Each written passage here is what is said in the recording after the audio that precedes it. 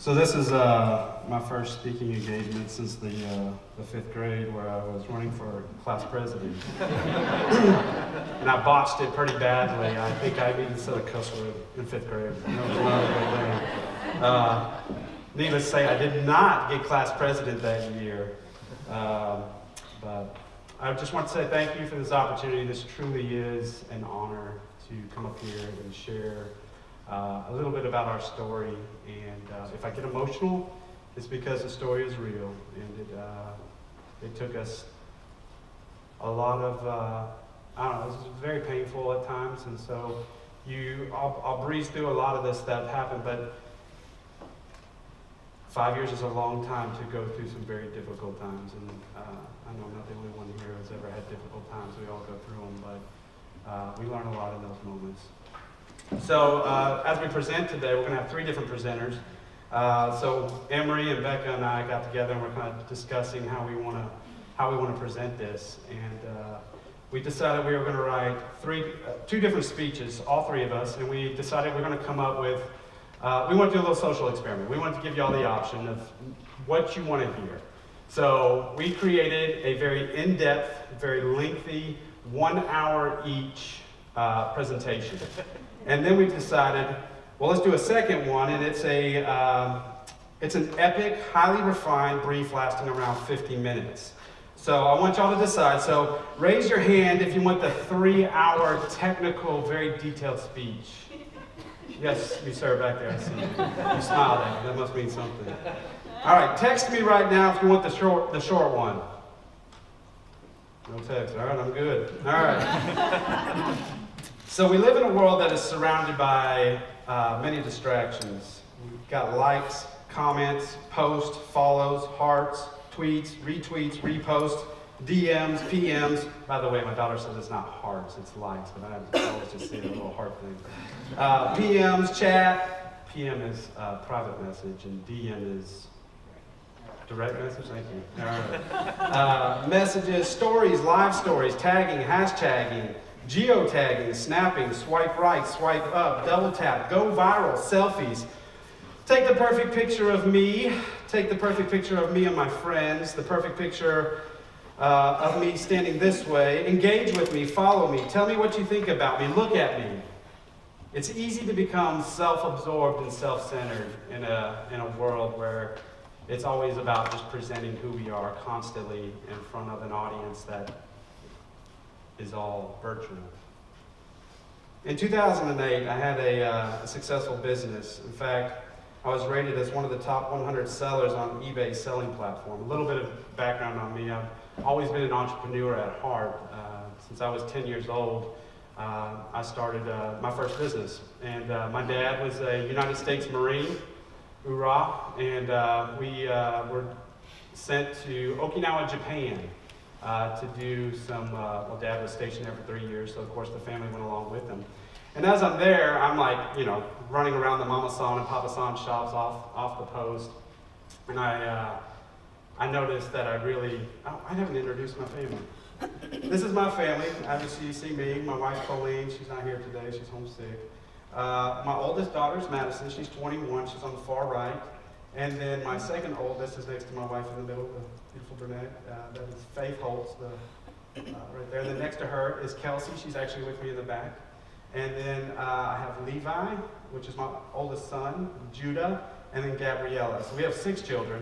My wife and I got married when I was 13, and we started having kids early. No, I'm just kidding. We were relatively young when we got married. I was 18 and she was 17. We were high school sweethearts, actually childhood sweethearts. We were kind of sweet on each other since we were about 6, 7 years old. Our families were close. I moved away, came back to Huntsville when I was 13, and I remember watching her walk across the front of the church that first Sunday in church, and I said, I'm going to marry that girl. And 4 years later, we were married. And I drug her off to Kansas on a football scholarship. And we wanted a big family. We have 6 kids, and we're actually in the process of adopting currently up to 6 more children. So we're really excited about that. We've been approved, believe it or not, to adopt up to 6 more. But back to Japan. So while I was in Japan, I always had this desire of making money. Money meant a lot to me. It meant that I could get things. I could achieve the things I wanted to do, buy CDs, whatever kids do, buy junk.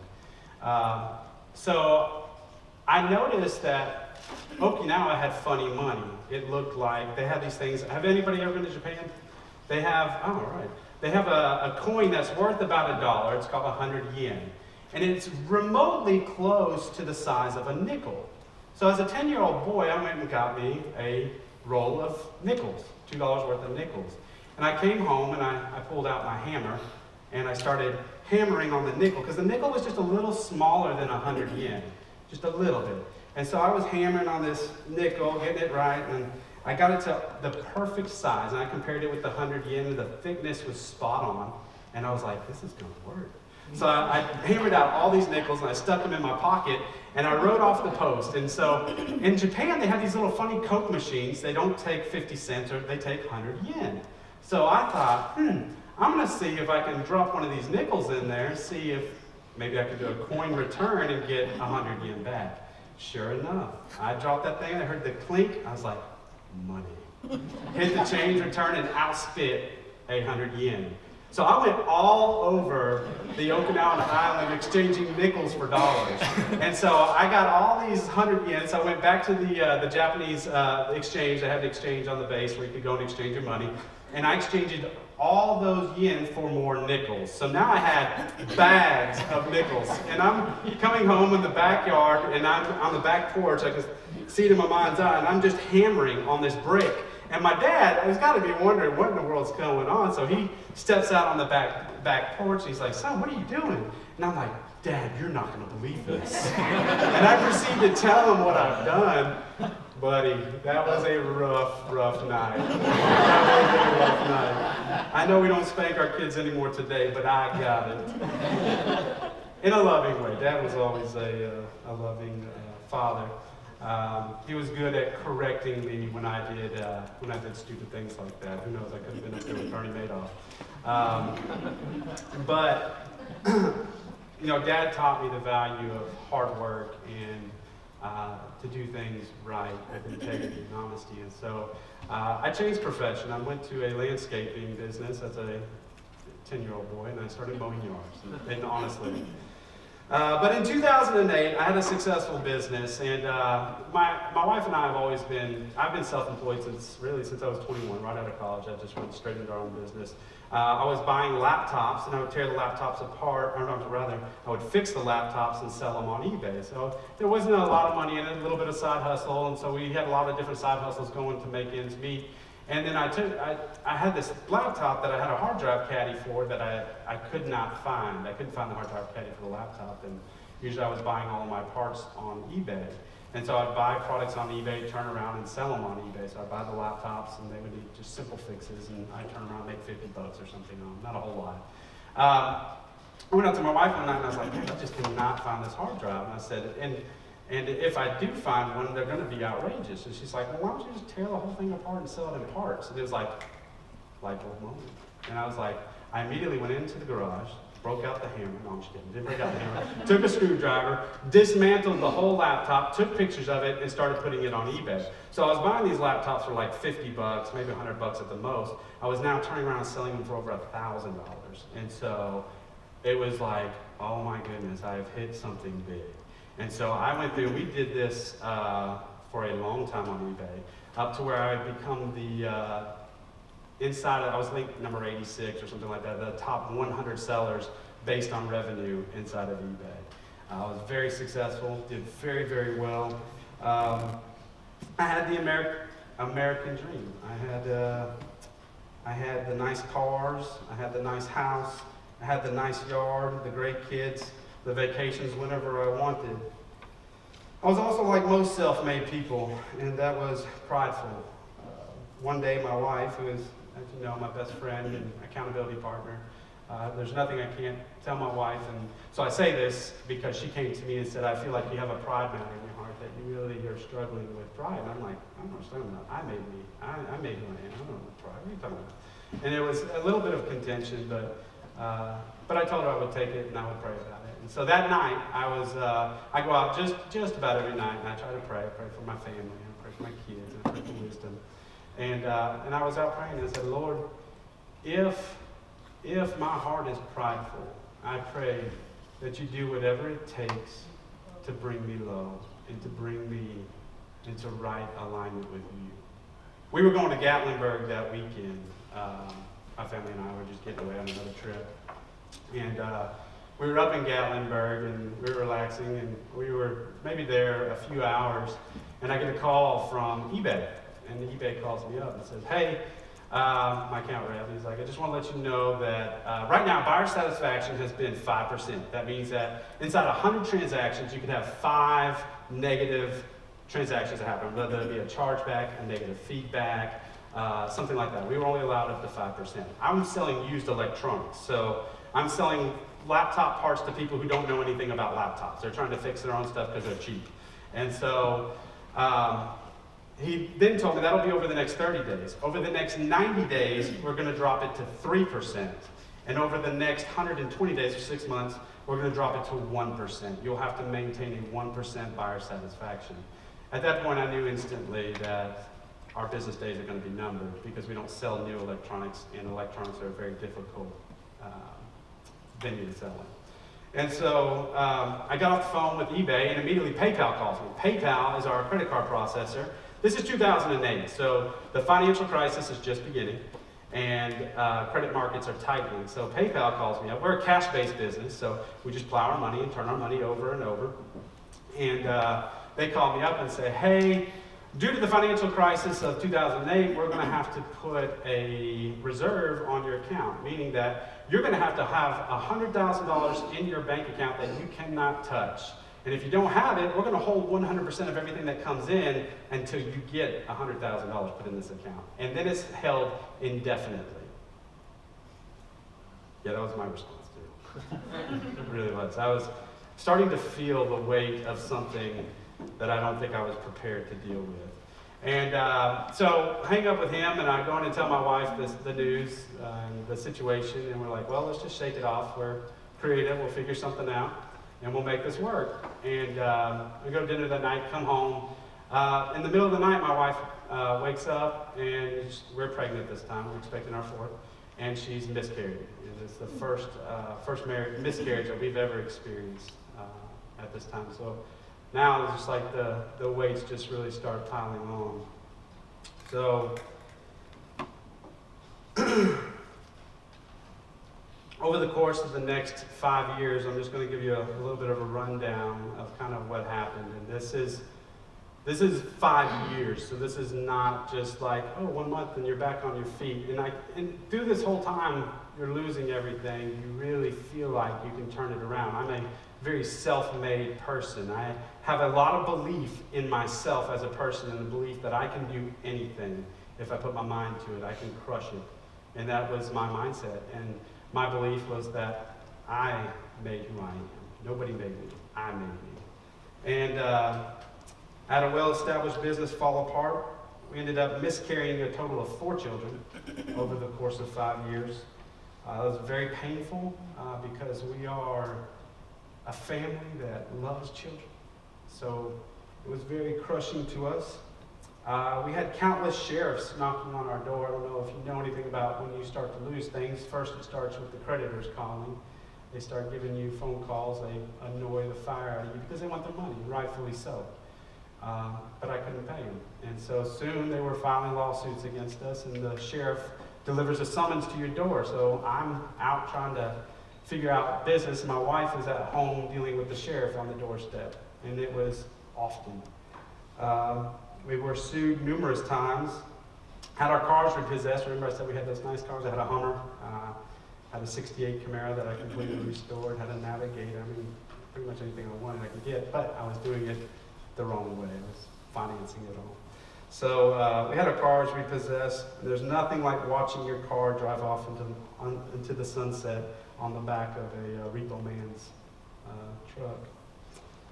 Sold all our worldly possessions to stay afloat. So as you start losing things, you're starting this downward spiral, and you're trying everything in your power to stay on top. So you're always thinking of, okay, well, if I sell this, I can get enough money to start another idea. Or I started tearing apart motorcycles, thinking I'd have better luck with motorcycles. And then, so we ended up selling everything. I sold my guns. I sold, I had gold bars that I had kept. I sold my gold bars and started dipping into savings, and then it got all the way down to where we sold our lawnmower. And if you know anything about somebody who has, 5 to 10 acres, you don't want to sell your lawnmower or your tractor. It's not a good position to be in. Started and failed multiple business ideas. We lost our health insurance during the midst of a high-risk pregnancy, so we ended up short-selling our home. We got out from under our home without we were able to sell it, but we sold it for a lot less than what we owed. And so we ended up being able to just kind of flee in the middle of the night. But in the process, we ended up moving to Tennessee. I was taking a risk on kind of a hobby farm idea that I had. So I was always creating ideas. I was not going to be beat down. So it was like every time I hit a wall, I pushed through it. And then the Lord would frustrate my plans. So as we moved to Tennessee, we had been self-employed. So when you're self-employed, you have self-employment insurance, which is, we have Blue Cross Blue Shield of Alabama. We moved to Tennessee. My wife is high-risk pregnancy. We've had 4 babies that were in the NICU, 1 flown to Children's Hospital. So we have high-risk pregnancies. We knew this. So we moved to Tennessee, but we did not know that when you cross a state border or state line, the insurance company drops you. And so I got on the insurance, I called them up and said, hey, we gotta have insurance. My wife's 6 months pregnant, she's high risk, I've been with y'all for years, you can't just drop me like this. She said, well, it's not considered a pre-existing condition, just call Blue Cross Blue Shield of Tennessee, they'll take care of you. I was like, all right, they'll take care of me. So I called up Tennessee Blue Cross Blue Shield, well, no sir, we'll take you on, but it's $4,000 a month. So we went from $300 a month to $4,000 a month to have insurance. I was like, that's not gonna work. We ended up moving 5 times in 5 years. So even military families that really struggle with moving, they move like once every 3 years. We moved 5 times in 5 years. We were finally evicted from a rental, the last place that we lived before things started turning around, with no place to go and literally no money. And so ladies, I don't know if you know, but when you have no money, you're not buying makeup, you're not buying deodorant, you're not buying feminine products, you're out of money. There's nothing left. There's no support. We have 6 kids. There's nowhere we can go. Nobody can house us. We're too big of a family for anybody to pick up and take care of. And then you just get to a point where I was completely broken down. And I was ashamed. I was embarrassed. I dishonored my family. But it is in these brokenness, these times of brokenness, these times of heartache that you grow the most. And if you've been through difficult times, and if your attitude is right and your heart is right, you know it's in those moments that your character becomes greater than what it was before. And I saw the Lord truly break into my heart and change my perspective about a lot of things, about my role as a father, about my role as a provider, about my role as a businessman, about my role in the community, in giving back. Because I was self-absorbed. I was only thinking about me. But when you lose it all, it changes. And it changed me. So we didn't stay there long. It's amazing how the Lord works. It's like he powerfully took it all away, and he powerfully restored it all. And so there was a moment where my wife and I discussed, and we were going to give one last go and an attempt. We were literally moving out of we were being evicted out of the house, and we had 2 weeks left there. And we stumbled on an idea on Etsy, and we just started with one product, and one product became 2, and 2 became 4, 4 became 8 rather rapidly, and it was kind of a breath of fresh air. Over the course of the next 4 years, we grew from my wife and children working in our basement or in the garage to we currently employ about 40 employees in our company. In peak season, we employ over 50. This past year, we've had double-digit growth every year since we started the company. It's been phenomenal. It's been unbelievable. We did not file bankruptcy. I believe that's a thing of honor and integrity that I had to deal with. that I made this mess and I needed to push through to get out of it. And we paid back all of our creditors. We are now a debt-free company, debt-free personally except for our home. We've been featured on the Today Show. We've been featured on Glenn Beck, AL.com, Southern Weekend, and a few others. And we've been approached by a company called High Noon Productions.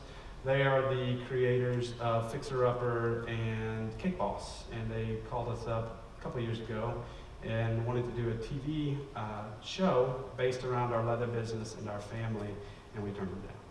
And then about a month later, we were contacted by another TV production company, and we turned them down as well. Because it's not what it's about. It's not about more.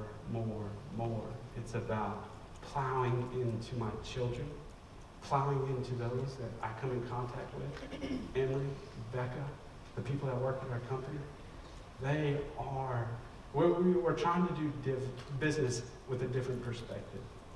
And the perspective is that all this stuff right here, it goes away one day. What's lasting is people. Caring for people, caring about people. That is the heart of what we are. And so my 6 children and my wife, we run the business day in and day out, side by side. You can ask Becca and Emory. We're there. We all work. We all participate. We all love on each other. We carry each other's burdens. Because I'm telling you, life is hard.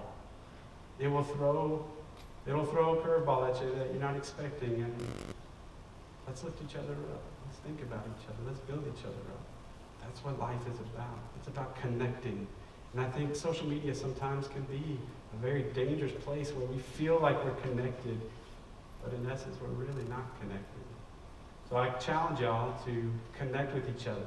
Tell your story to your friends, to your family, because your story matters. And you know, there is a lot of noise out there. And you can be successful in business. And we've experienced it. And our success has come from really what I feel is the key to storytelling.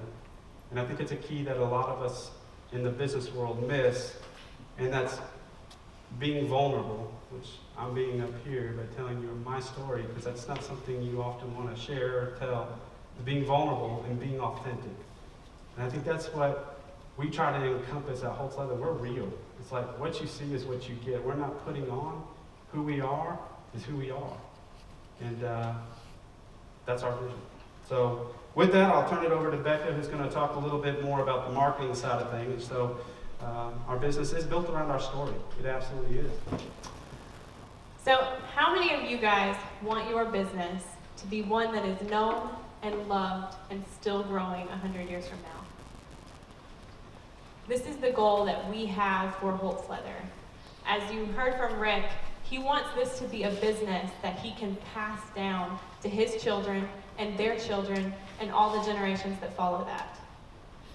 When we talk about Holtz Leather, we like to refer to Holtz Leather as being a legacy brand. And what I want to talk to you about today is the story, how we plan to use storytelling to build that legacy brand, to achieve that goal. We launched a new wallet in November of last year, and this, like all of our products, is handcrafted from full-grain leather. It's made right here in Huntsville, Alabama. It's a bifold wallet that has 4 credit card pockets, and it has a stainless steel money clip for cash. And the email that we sent out launching this wallet detailed none of the facts that I just rambled on about. Instead, we sent out the true story written by Rick of how this wallet came to be. And I'll read that email for you. It's not always easy to admit when you're wrong, but sales don't lie. This wallet was designed by one of our managers and named after him, Sean Gates. He found that front pocket wallets did not afford him the needed space for his cards and cash, and so he personally designed a wallet that would do more. I tend to be more of a minimalist, and I wasn't sold on the design until I was working in the retail store and a customer came in looking for a front pocket wallet that could do more. Not having anything to offer them, I asked Sean for his wallet and I showed it to the customer. The customer immediately purchased and we sold 10 more that day. This email alone generated 448 online orders. Now, this is a very popular wallet for us, almost anywhere we advertise it, but would this email have been as successful if we had sent out a salesy, product-driven, fact-based email? In fact, how many of you even remember the facts I listed off about the wallet? There is a really interesting social experiment. It's called Significant Objects, and it was conducted by two gentlemen named Joshua Glenn and Rob Walker. And they took 200 items that they purchased from thrift stores at about $1.29 on average per item. And they asked 200 authors to write stories about these items. They listed the items on eBay with the author's stories in place of a traditional fact-driven product description. The items, which were purchased for $258, sold for over $8,000. So, as these two examples show you, storytelling can be a very powerful tool for your business. But why is that? Neuroimaging has shown us that our brains respond to facts and stories very differently. So when we hear a fact, only 2 regions of our brain respond. But when we hear a story about a hero chasing after a villain, our motor cortex responds as if our legs are physically moving and we are chasing after the villain ourselves. When we hear a story about the hero running through the woods and the pine trees, the smell that overwhelms him, our sensory cortex responds, and we can almost smell the pine trees ourselves. So through storytelling, we can share a physical and emotional experience with someone. At Holtz Leather, our original goal was simply to create an experience, a personal experience for every customer, no matter what medium they found us through. And when we started out, we were solely e-commerce, and so we felt like storytelling was the best way to achieve this. And as we were able to grow our business, we were actually able to open a retail shop here in Huntsville, and now we're able to create this personal experience in a retail store face-to-face. And what you might be kind of interested to find out is that a large majority of the people who come into our retail space have already heard about Holtz Leather. Many of them have driven from all over the United States to come experience in person the brand that they follow and love. That is the power of storytelling. But will any story do? Well, it might. As you saw from the social experiment and the significant objects, and as you see from countless other brands, Lego, Coca-Cola, Under Armour, it is possible to fabricate a story that will engage your audience, that will increase your following and grow your sales. But what's different, what's unique about Holtz Leather's story is that it's real. And it is unfolding daily. Today, tomorrow, and 100 years from now, there will still be stories to tell. Our story starts with a young couple who fell in love and got married and had children, and with a borrowed sewing machine, started a business that led to Holtz Leather.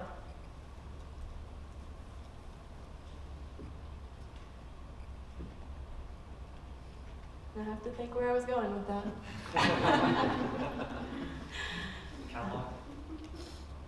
And so, that's not the end of the story, though. So, as we have now been able to grow our email list, people sign up for our email because, of course, like any email list, they want to receive promotions, they want to get giveaways, but they sign up for our email list, and more than that, they open our emails because they want to hear the stories. The heartfelt, the crazy, the stories from the Holtz family. And what surprises me constantly is how many people personally respond to these emails, these mass emails. We will get personal responses from people because Rick and Colleen and their family, they're so open and they want you to get to know them and they're open with their story, and people reciprocate that. They want to share their story in exchange.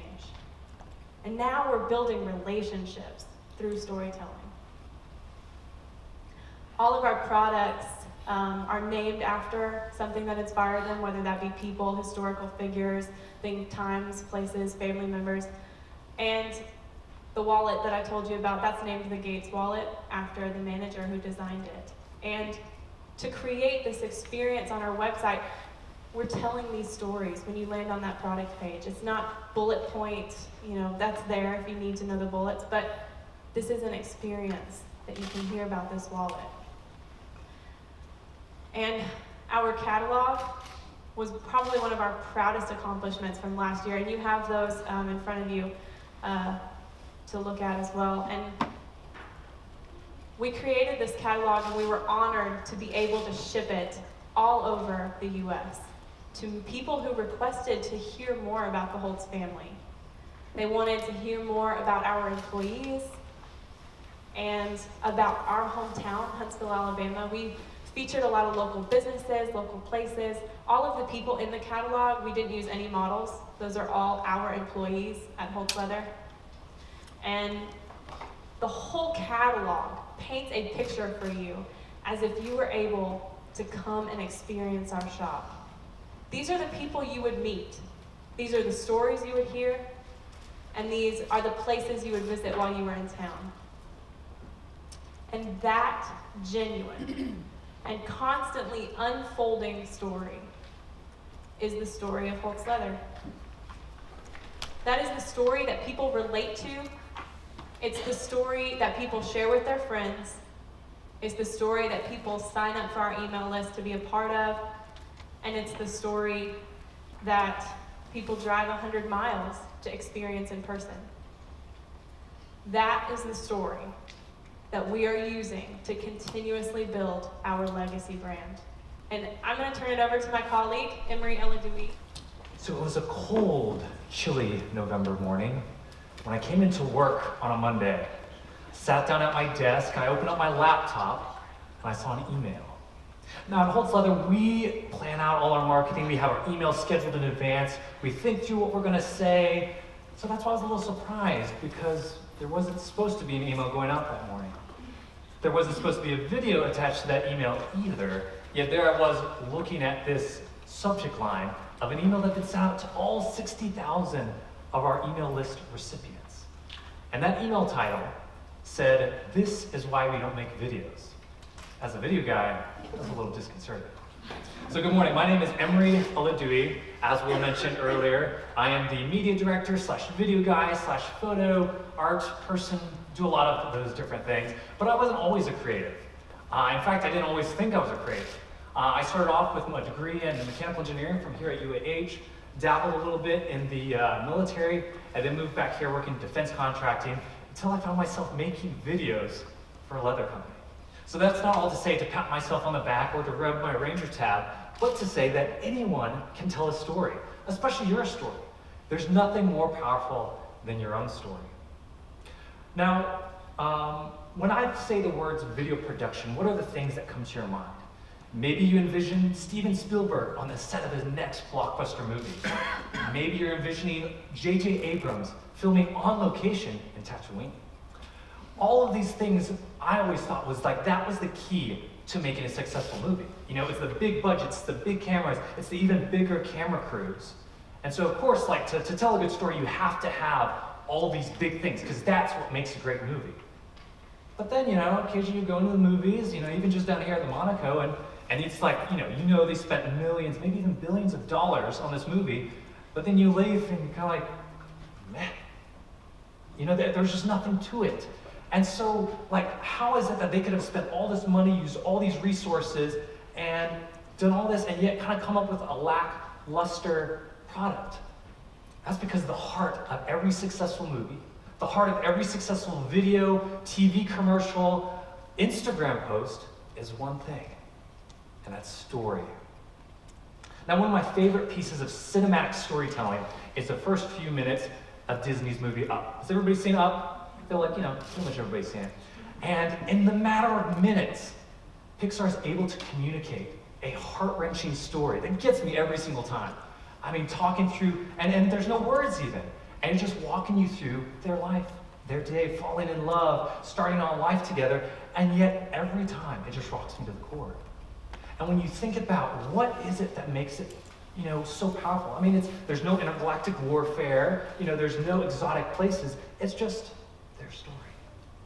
And I think because at the end of the day, all of us can relate to some part of it, whether it's that first crush that you kind of see across the room, you're kind of winking at a little bit, or maybe it's like finally starting your life together with someone that you love, or maybe it's a feeling of loss.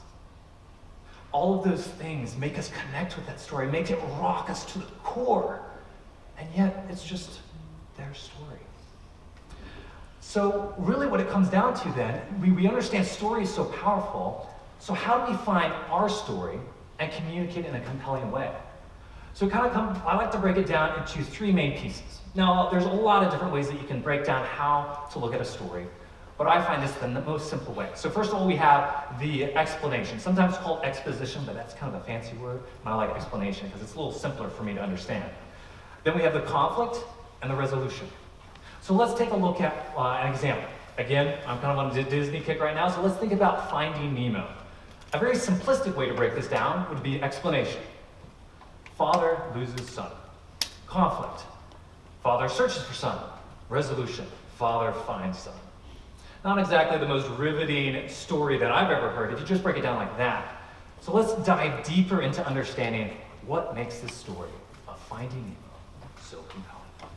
So the explanation is, after losing his wife, Marlin does everything in his power to be able to protect his son with the hope that he will never lose a loved one again. The conflict, despite his best efforts to protect his son so that we will never lose a loved one again, he still loses him. And then the resolution is that when he learns to let go a little bit, allows Nemo to learn to be his own clownfish, then he's restored to him. That is a compelling story. So at Holtz Leather, we had a marketing campaign this past December, just a few months ago, called the 12 Days of Giveaway, very festive. And we knew that, obviously, as the title suggests, we were going to give away one product every day for 12 days. So this was on the marketing plan. We knew that we wanted to create some videos to communicate this. Because we got a video guy now, let's make cool videos, produce commercials for us. I've made tons of product video, and if I do say so myself, they're very professional, they look awesome. But then that gets us to where my story started us off, on that chilly November morning, as I was sitting at my desk, looking at this email that was not planned nor scheduled, that said, "This is why we don't make videos." So I open up that video, or open up that email, and see a video that my employer had made on a cell phone. And to describe it, I tell you what, let me just show you.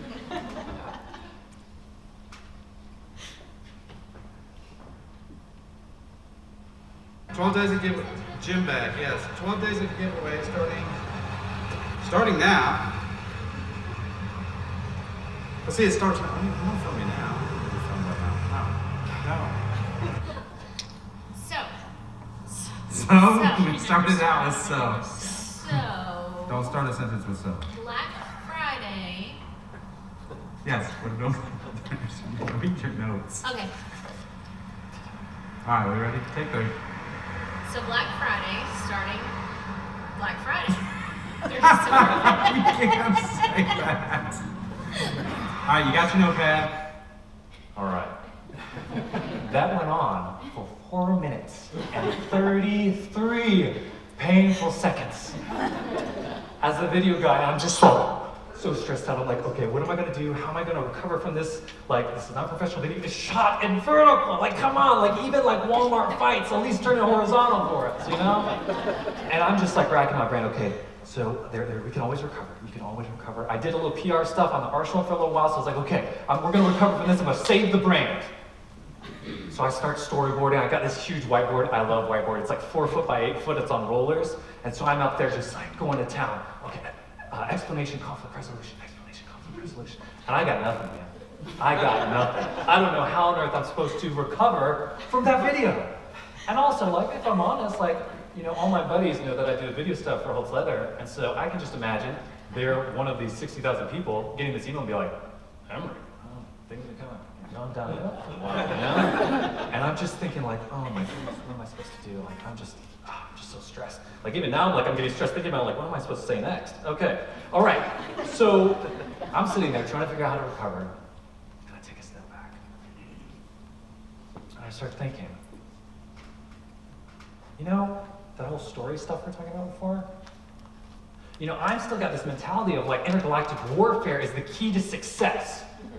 But I have to admit, I've seen some movies about intergalactic warfare that were not Star Wars that weren't so great. So maybe the key is not intergalactic warfare. Maybe the key is story. Maybe I don't need big productions, big cameras, big camera crews. Maybe I just need my story.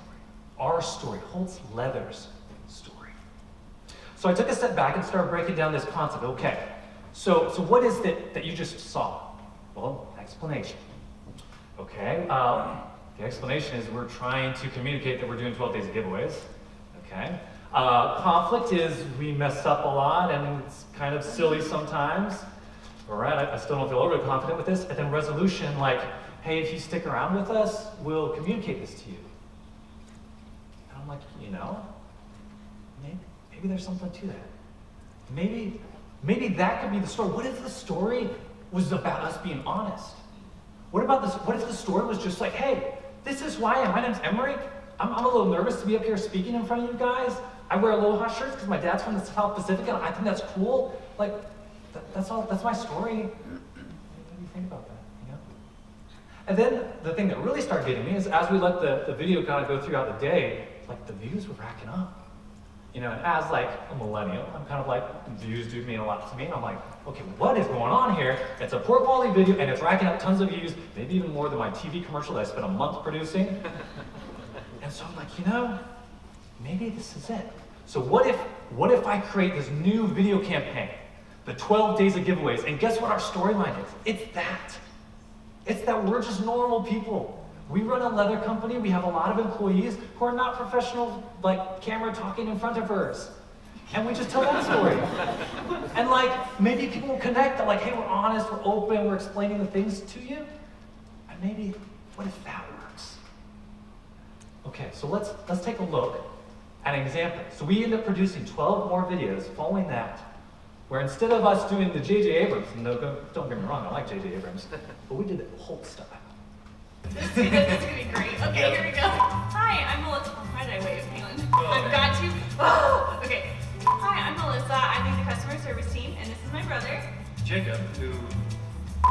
I'm Jacob, and I work in the workshop. You can't just like piece that together. Yeah. Okay, here we go. This is me. Okay, I'm sorry. Wait, my leg is stabbed with this. Yeah, don't even listen to me right now. Just focus. Hi, I'm Melissa. I lead our customer service team, and this is my brother. I'm Jacob. I work in the wood shop, and I craft all the millwork signs. Perfect, that's what I'm talking about. Today we are giving away 2 products. The men's belt. And the women's belt. First Is time that the guys. first time? Oh my goodness. Click on that. On the giveaway tab. Nope, there's no tab. To enter to win, there's 3 steps. First, go to our website, Second, click on the giveaway link. and then enter your email address. And that was a smashing success. And like it just blew my mind. So from that series of 12 videos we produced, we got 211,000 views. Our Instagram following went from 20,000 to 30,000. And we had the best Christmas sales we have ever had. And it just blows my mind that for so long, I was convinced that if I could just make the most professional video, I would be successful. If I just tell the most epic story, I would be successful. And yet, my TV commercial, I think we still have 200 views. So go watch on YouTube while we're talking about it. And now, at the end of the day, what it took for me to learn to tell a good story was allowing our company, allowing my boss Rick, allowing us to tell our story. And that's what ended up being the most powerful. And so if I can leave 2 things with you all today, is number 1, just be honest. Just say who you are. Say, hey, I'm Emory. I'm wearing these shoes, and I've had these for 10 years. I've worn them in both of my brother's weddings, and they're still rocking and rolling. And just like be honest with who you are, because that's often the most compelling. And then just tell your story. Because in a world that's filled with the noise of social media that's saying, hey, if you can put on enough filters, if you can Photoshop this enough, and I'm good at Photoshop, then you'll be awesome, you get lots of likes and that sort of thing. But guess what? That's what everybody's doing. So if we come over here and we're honest and we just tell our story, we're going to stand out like bright lights. Thank you so much.